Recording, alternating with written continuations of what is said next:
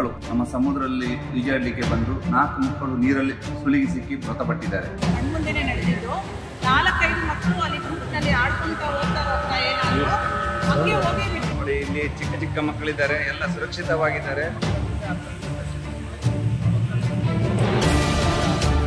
ಮಂತ್ರಿ ಆಗಲಿ, ಗಂಗೊಳ್ಳಿ ಆಗಲಿ, ಮುರುಡೇಶ್ವರ ಆಗಲಿ, ಕಾರವಾರ ಆಗಲಿ, ಹೊನ್ನಾವರ ಸಮುದ್ರ ಬದಿಗೆ ಬರುವ ಪ್ರತಿಯೊಬ್ಬ ಶಾಲೆಯ ಮಕ್ಕಳನ್ನು ಅಲ್ಲಿಯ ಶಿಕ್ಷಕರು ಹಾಗೂ ಮನೆಯಿಂದ ಕಳಿಸುವಾಗ ಪ್ರತಿಯೊಂದು ಪೇರೆಂಟ್ಸ್ ಮನದಟ್ಟು ಮಾಡ್ಕೊಳ್ಬೇಕು. ಯಾಕೆಂದರೆ ಶಿಕ್ಷಕರ ಮೇಲೆ ನೀವು ಜವಾಬ್ದಾರಿಯಿಂದ ಕಳಿಸ್ತೀರಿ, ಆದರೆ ಇಲ್ಲಿ ಬಂದಾಗ ಶಿಕ್ಷಕರು ತಮ್ಮಿಂದ ಆದ ಏನಾದರೂ ತೊಂದರೆಯಿಂದ ಮಕ್ಕಳು ನೀರಿಗೆ ಹೋದರೆ ಯಾರು ಹೊಣೆ ಅದಕ್ಕೆ?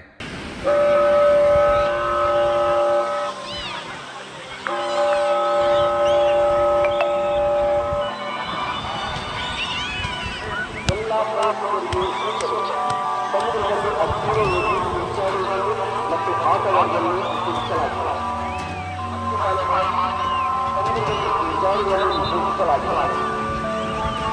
ಬರುವ ಪ್ರವಾಸಿಗರು ಇತರರಿಗೆ ಈತಲೆ ಅಥವಾ ಅಸಭ್ಯ ವರ್ತನೆ ಮಾಡಿದರೆ ಕಠಿಣ ಕ್ರಮ ಕೈಗೊಳ್ಳಲಾಗಿದೆ. ವಿನಾಕಾರಣ ಇತರರ ಹಿತವನ್ನು ಪಡೆದರೆ ದಂಡ ಅಥವಾ ಕಠಿಣ ಕ್ರಮ ಕೈಗೊಳ್ಳಲಾಗಿದೆ.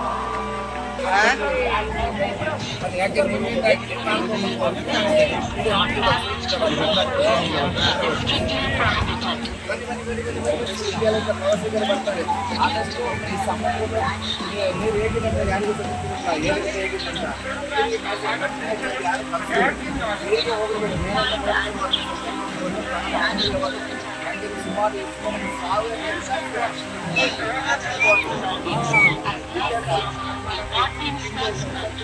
ಎಲ್ಲ ಮಕ್ಕಳಿಗೆ ಪಾಠ ಕೊಡಬೇಕು. ಹೇಗಿರ್ಬೇಕು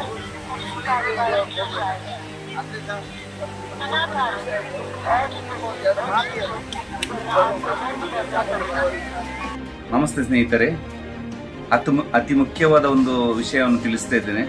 ಪ್ರತಿಯೊಂದು ಪ್ರವಾಸಕ್ಕೆ ಬರುವ ಶಾಲೆಯ ಪ್ರವಾಸಕ್ಕೆ ಬರುವ ಫ್ಯಾಮಿಲಿಯವರಿಗೆ ಎಲ್ಲರೂ ಸಹ ಈ ವಿಡಿಯೋವನ್ನು ನೋಡಬೇಕು. ಯಾಕೆಂದರೆ ನಮ್ಮ ಜೀವ ಒಂದು ಅಮೂಲ್ಯವಾದದ್ದು. ಆ ವಿಷಯ ಅಂದರೆ ನಿನ್ನೆ ನಮ್ಮ ಮುರುಡೇಶ್ವರದಲ್ಲಿ ಮೊರಾರ್ಜಿ ದೇಸಾಯಿ ಶಾಲೆಯ ನಮ್ಮ ಕೋಲಾರದಲ್ಲಿ 4 ಮಕ್ಕಳು ನಮ್ಮ ಸಮುದ್ರದಲ್ಲಿ ಈಜಾಡಲಿಕ್ಕೆ ಬಂದು ಅದರಲ್ಲಿ 7 ಮಕ್ಕಳು ಒಟ್ಟಿಗೆ ಹೋಗಿ 4 ಮಕ್ಕಳು ನೀರಲ್ಲಿ ಸುಳಿಗಿ ಸಿಕ್ಕಿ ಮೃತಪಟ್ಟಿದ್ದಾರೆ. ನಿನ್ನೆ ನಾವು ಇಲ್ಲಿ ಎಲ್ಲಾ ಮಕ್ಕಳನ್ನ ಕರ್ಕೊಂಡು ಪ್ರವಾಸಕ್ಕೆ ಅಂತ ಬಂದಿದ್ವಿ. ಮುರುಡೇಶ್ವರದಲ್ಲಿ ಆದಂತಹ ನಮ್ಮ ಕಣ್ಮುಂದೆನೇ ನಡೆದಿದ್ದು 4-5 ಮಕ್ಕಳು ಅಲ್ಲಿ ಗುಂಪಿನಲ್ಲಿ ಆಡ್ಕೊಂತ ಹೋಗ್ತಾ ಏನಾದ್ರು ಹಂಗೆ ಹೋಗಿ ಬಿಟ್ರು. ಆ ಮಕ್ಕಳನ್ನ ಅವ್ರನ್ನ ರಕ್ಷಣೆ ಮಾಡೋದಕ್ಕೆ ಹೋದಂತಹ ಗಾರ್ಡ್ಗಳಿಗೆ ಅವ್ರು ಸಿಗ್ಲೇ ಇಲ್ಲ. ಅದರಲ್ಲೂ ಇಟ್ಟಿಯಲ್ಲಿ ಪಾಪ 7 ಮಕ್ಕಳನ್ನ 3 ಜನ ಮಕ್ಕಳನ್ನ ಉಳಿಸ್ಕೊಟ್ಟಿದ್ದಾರೆ. ಯಾರು ಇಲ್ಲ ಇಲ್ಲ ಅಂತ ಮಾಹಿತಿ ಸಿಕ್ಕಿದೆ. ಇನ್ನೂ 3 ಮಕ್ಕಳು ಸಿಕ್ಕಿಲ್ಲ. ನಮ್ಮ ಕಣ್ಣು ಮುಂದೆನೇ ನೋಡಿದ್ವಿ ನಾವು. ತುಂಬಾ ದೂರ ಶಾಲೆಯಿಂದ ಬರೋ ಮಕ್ಕಳಿಗೆ ನಾವು ಹೇಳೋದಿಲ್ಲ, ಎಷ್ಟು ಜನ ವಿದ್ಯಾರ್ಥಿಗಳು ಕರ್ಕೊಂಡ್ಬರ್ತಾರೆ ಅಂತ ಟೀಚರ್ಸ್ಗೆ ಗೊತ್ತಿರಬೇಕು, ಶಿಕ್ಷಕರಿಗೆ. ಮತ್ತೆ ಶಿಕ್ಷಕರು ಹಿಂದೆ ನಿಂತ್ಕೊಂಡು ಮುಂದೆ ಮಕ್ಕಳನ್ನ ಆಡಿಸ್ಕೊಳ್ಬೇಕು. ಈ ಒಂದು ಹೇಗಿದೆ ಮೊಣಕಾಲಿಂದ ಕೆಳಗೆ ನೀರು ಅಷ್ಟೇ ಸಾಕು, ಯಾರು ದೇಹವನ್ನ ನೆನೆಸ್ಕೊಳ್ಳೋ ಅಗತ್ಯ ಏನೂ ಇಲ್ಲ. ಮನೆಗಳಲ್ಲಿ ಆಡ್ಕೊಂಡು ಅವ್ರೇನೇ ಆಡೋದಿದ್ರು ಖುಷಿಯಾಗಿ ಚಿಕ್ಕದಾಗಿರುವಂತ ಅಲೆಗಳು ಬರುವಂತ ಮಾತ್ರ ಆಡ್ಲಿ. ತುಂಬಾ ಆಳವಾಗಿರುವಂತ ಪ್ರದೇಶಕ್ಕೆ ಹೋಗೋದು ಬೇಡ ಅಂತ ನಾವು ಕಳಕಳಿಯಿಂದ ಬಿಡ್ಕೊಳ್ತಾ ಇದ್ದೀವಿ. ನಮ್ಮೆಲ್ಲಾ ಮಕ್ಕಳು ತುಂಬಾ ಖುಷಿ ಪಟ್ಟಿದ್ದಾರೆ. ಮತ್ತೆ ಇದ್ರ ಬಗ್ಗೆ ನಮಗೆ ಮಾಹಿತಿ ಕೊಟ್ಟಂತ ಈಶ್ವರ್ ಮಲ್ಕ. ಯಾಕೆಂದ್ರೆ ಇವತ್ತು ಇಷ್ಟು ಮಕ್ಕಳು ಸುರಕ್ಷಿತವಾಗಿ ಶಾಲೆಯಿಂದ ಎಚ್ಚ ಮಾಡಲಾದ ಎಲ್ಲ ಒಂದು ಸುರಕ್ಷಿತವಾಗಿ ನೋಡಿದೆ. ಅದೇ ರೀತಿ ಬರುವ ಎಲ್ಲ ಶಾಲೆ ಶೈಕ್ಷಣಿಕ ಟೀಚರ್ಸ್ ಅವರು, ಪೇರೆಂಟ್ಸ್ ಅವರು ಆದಷ್ಟು ಸುರಕ್ಷಿತವಾಗಿ ಕರ್ಕೊಂಡು ಹೋಗಿ. ಯಾಕಂದ್ರೆ ಜೀವವನ್ನು ಅಮೂಲ್ಯವಾದದ್ದು. ಒಂದು ಸಲ ಹೋದ ಪ್ರಾಣ ಮತ್ತೊಂದು ಸಲ ತಿರುಗಿಸಲಾಗಲ್ಲ. ಗಾಯ ಆದ್ರೆ ಗುಣಪಡಿಸಬಹುದು. ಇಂಥ ಮಕ್ಕಳನ್ನು ಕಳ್ಕೊಂಡ್ರೆ ತುಂಬಾ ಕಷ್ಟ ಉಂಟು. ಅದರಿಂದ ಎಲ್ಲ ತಾಯಂದ್ರಿ ಸಹ ಶಾಲೆಗೆ ಹೋದಾಗ ಪೇರೆಂಟ್ಸ್ ಹುಷಾರಾಗಿ ಕಳಿಸಿ ಇಲ್ಲಿ ಎಷ್ಟು ಸುರಕ್ಷಿತವಾಗಿ ನೋಡ್ತಾರೆ ನೋಡಿ. ಇವತ್ತು ನಾನು ಬರುವಾಗ ಎಲ್ಲ ಟೀಚರ್ಸ್ ಅವರು ಸಹ ಅವರನ್ನು ಮೊಣಕಾಲಷ್ಟೇ ನೀರಿಗೆ ಬಿಟ್ಟು ಎಲ್ಲ ಕಾಯ್ತಾ ಇದ್ದಾರೆ. ಅದರಿಂದ ಎಲ್ಲ ಶಿಕ್ಷಕರು ಇದೇ ರೀತಿ ಮಾಡಿದ್ರೆ ಒಂದು ಜೀವ ಖಂಡಿತವಾಗಿ ಉಳಿಬಹುದು. ಅದರಿಂದ ಮಕ್ಕಳು ಸಹ ಇವರ ಮಾತನ್ನು ಕೇಳ್ಕೊಂಡು ಇಲ್ಲೇ ಇದ್ದಾರೆ.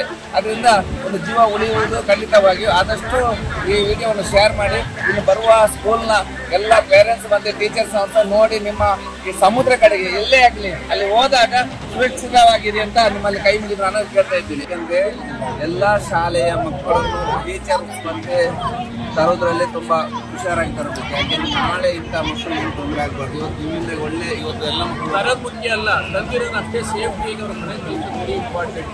ಅದು ನೀವು ನೋಡಿ ನಿಮ್ಮ ಅವರ ತಾಯಂದಿರಿಗೆ ಸಹ ನೀವು ಮಾತು ಸುರಕ್ಷಿತವಾಗಿ ಕರ್ಕೊಂಡು ಹೋಗಿ ಅದರಿಂದ ನಿಮ್ಮ ಶಾಲೆ ಇದೇ ತರ ನಿಮ್ಮ ಶಾಲೆಯಿಂದ ಯಾಕೆ ಟೂರಿಸ್ಟ್ ಮಕ್ಕಳನ್ನು ಪ್ರವಾಸಕ್ಕೆ ಅಂತ ಕರಿತೀರಿ ಅದೇ ರೀತಿ ಎಲ್ಲರೂ ಸಹ ಶಾಲೆಯ ಮುಖ್ಯೋಪಾಧ್ಯಾಯರು ಟೀಚರ್ಸ್ ಅವರು ಅತಿ ಪ್ರಾಮುಖ್ಯತೆ ಕೊಟ್ಟು ಮಕ್ಕಳ ಮೇಲೆ ನಿಗಾ ವಹಿಸಬೇಕಂತ ನಿಮ್ಮೆಲ್ಲ ನಾನು ಕೈ ಮುಗಿ ಕೇಳ್ಕೊಳ್ತಾ ಇದ್ದೀನಿ. ಇದೇ ತರ ಇರುವಾಗ ನೀರಲ್ಲಿ ನೀರು ಅರಿವಿಕೆ ನೀರು ಮಧ್ಯೆ ನೋಡಿ ಎರಡು ಸ್ಟೆಪ್ ನೀರು ಮೊದಲ ಕೇಂದ್ರ ಇಲ್ಲದ ಡೌನ್ ಇರ್ತದೆ ಎಷ್ಟು ಒಂದು 100 ಅಡಿ ಆ ಡೌನ್ ಬಿಸಿಲಲ್ಲಿ ಮಕ್ಕಳು ಕೊಚ್ಕೊಂಡು ಹೋಗ್ತಾರೆ.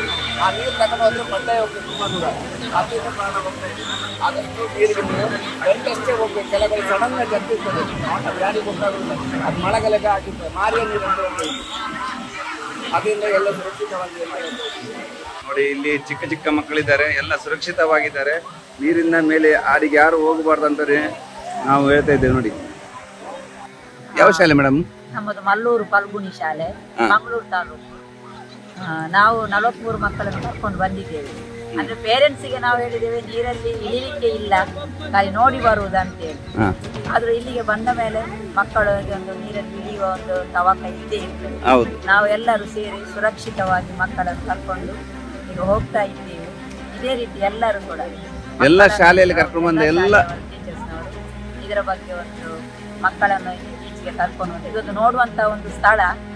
ಅದನ್ನು ಸುರಕ್ಷಿತವಾಗಿ ಕರ್ಕೊಂಡು ಹೋಗ್ಬೇಕು ಎಲ್ಲರೂ ಮಕ್ಕಳನ್ನು. ಹಾಗೆ ಮಕ್ಕಳು ಕೂಡ ಅದಕ್ಕೆ ಸ್ಪಂದನೆ ಮಾಡಬೇಕು ಮಕ್ಕಳುಗಳು ಖಂಡಿತವಾಗಿ.